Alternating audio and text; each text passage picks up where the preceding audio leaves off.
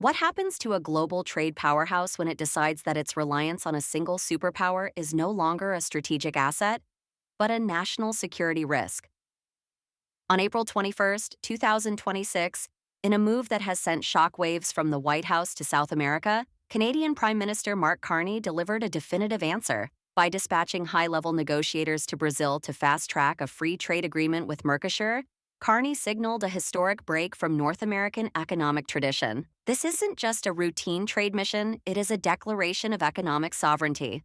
Is Canada finally pivoting to secure its own financial future, or is this high-stakes defiance of the American trade machine in a rapidly deglobalizing world? Welcome to World Strategy Lab. In this strategic briefing, we analyze the Carney Pivot and the transition toward a sovereign Canadian trade presence. Historically, Canada's prosperity has been anchored by the U.S. market, which swallows over 75% of its exports. However, as of this week, Prime Minister Carney has pivoted to an independent, diversified plan separate from the escalating trade wars of Washington. Carney has framed this not as a provocation, but as a strategic necessity.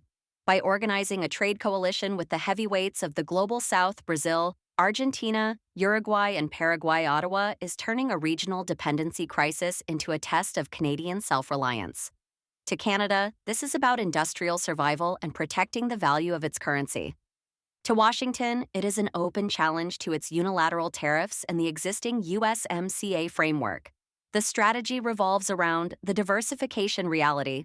Under Carney's leadership, Canada is moving to dismantle the 75% trap. The plan focuses on 4 pillars: fast-tracking the Mercosur Free Trade Agreement, securing independent supply chains for critical minerals, direct engagement with BRICS-adjacent economies, and protecting manufacturers from unreliable cross-border policies. This creates a new sovereignty window for Canadian interests.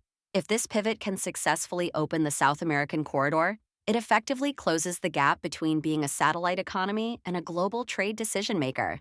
The structural reality is clear. The global markets of the 21st century are being redefined by those who can diversify their dependencies. The Carney Pivot proves that a nation is only as sovereign as the trade routes it can command. We are entering an era of strategic autonomy, where the terms of economic engagement are being rewritten by independent middle powers. In grand strategy, geography is destiny, but autonomy is the choice of the bold.